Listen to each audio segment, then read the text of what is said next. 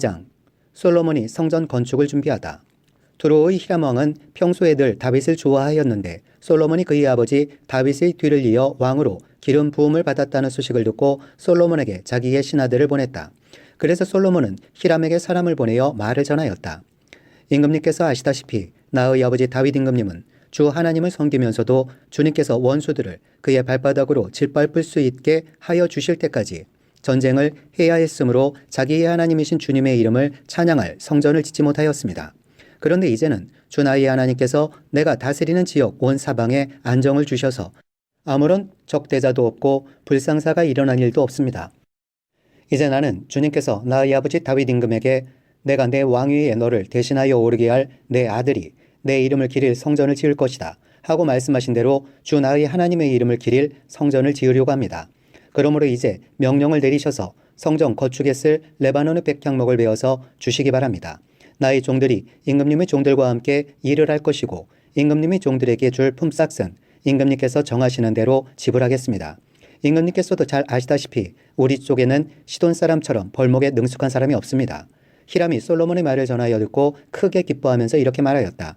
오늘 다윗에게 이 큰 백성을 다스릴 지혜로운 아들을 주신 주님께 찬양을 드리자. 그리고 히람은 솔로몬에게 회신을 보내어서 이렇게 말하였다. 임금님께서 나에게 보내주신 전갈은 잘 들었습니다. 백향목뿐만 아니라 잣나무도 원하시는 대로 드리겠습니다.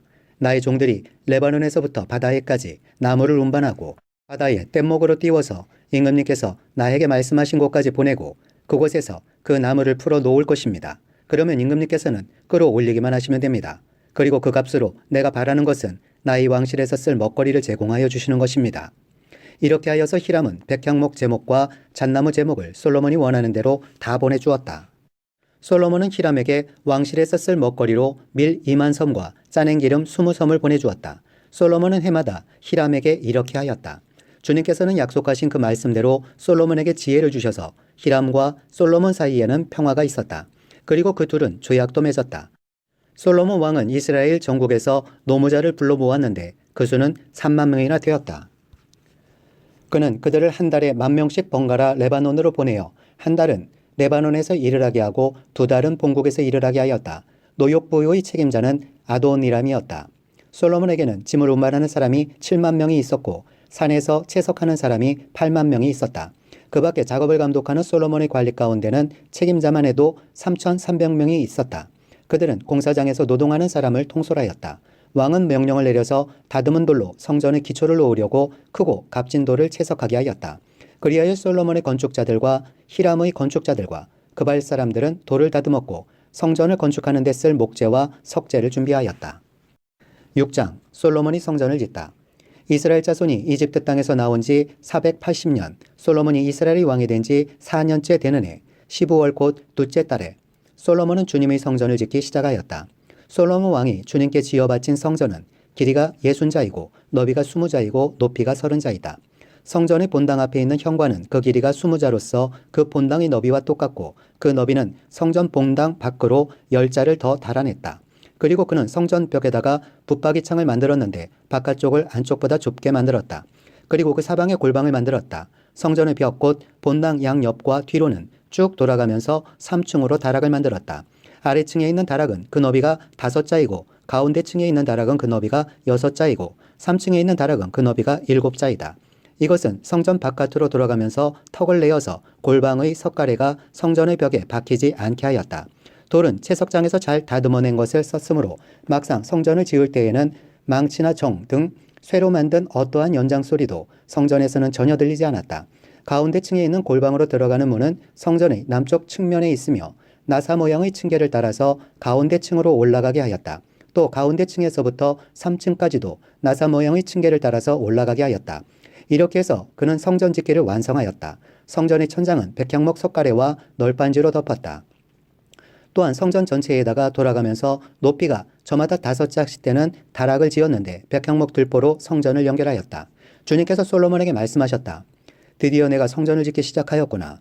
내가 내 법도와 율례를 따르고 또 나의 계명에 순종하여 그대로 그것을 지키면 내가 내 아버지 다윗에게 약속한 바를 내게서 이루겠다. 또한 나는 이스라엘 자손과 더불어 그들 가운데서 함께 살겠고 내 백성 이스라엘을 결코 버리지 않겠다. 솔로몬이 성전 짓기를 마쳤다. 성전 내부 장식. 성전의 안쪽 벽에는 바닥에서 천장에 닿기까지 벽 전체에 백향목 널빤지를 입히고 성전의 바닥에는 잣나무 널빤지를 깔았다.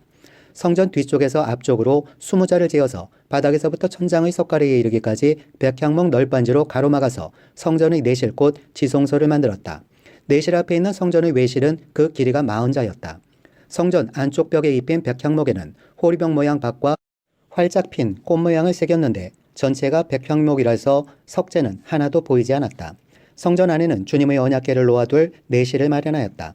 성전의 내실 곧 지성소는 길이가 20자, 너비가 20자, 높이가 20자이고 순금으로 입혔으며 백향목 제단에도 순금으로 입혔다. 솔로몬은 성전 내부도 순금으로 입히고 지성소 앞에는 금 사슬을 들이웠으며 그 지성소를 모두 금으로 입혔다. 그래서 그는 온 성전을 빠진 곳이 전혀 없도록 금으로 입혔다. 심지어는 성소에 속하여 있는 제단들까지도 모두 금으로 입혔다. 그는 지성소 안에 올리브 나무로 2개의 그룹을 만들었는데 높이는 각각 10자이다. 그 한 그룹의 한쪽 날개는 5자, 그룹의 다른 쪽 날개 역시 5자이다. 그 날개의 한쪽 끝으로부터 다른 쪽 날개의 끝까지는 10자이다. 두 번째 그룹도 10자이며 두 그룹이 같은 치수와 같은 모양이었다. 이쪽 그룹의 높이도 10자이고 저쪽 것도 10자이다. 솔로몬은 그 그룹들을 지성소의 가장 깊숙한 곳에 놓았다.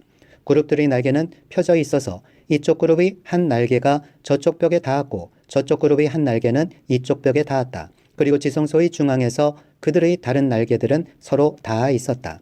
그는 이 그룹에도 금으로 입혔다. 그는 성전의 지성소와 외실의 벽으로 돌아가면서 그룹의 형상과 종려나무와 활짝 핀 꽃 모양을 새겼다. 또 그 성전의 지성소와 외실 마루에도 금으로 입혔다. 지성소 어귀에는 올리브 나무로 문을 2짝 만들고 그 임방과 문설주는 오각형으로 만들었다. 그리고 올리브 나무로 만든 문 2짝에는 그룹의 형상과 종려나무와 활짝 핀 꽃 모양을 새겼는데 그룹 모양과 종려나무 모양 위에도 금으로 입혔다. 또 올리브 나무로 본당의 외실 어귀를 만들었는데 그 문설주는 사각형으로 만들었다. 그리고 잣나무로 만든 2개의 문이 있는데 한쪽의 문도 두 부분으로 접히고 다른 문도 두 부분으로 접히게 되어 있었다. 그 위에 그룹들과 종려나무와 활짝 핀 꽃 모양을 새겼는데 그 위에 고루고루 금을 입혔다. 또 성전 앞에다가 안뜰을 만들었는데 안뜰벽은 잘 다듬은 돌 3켜와 두꺼운 백향목 판자 1켜로 벽을 쳤다.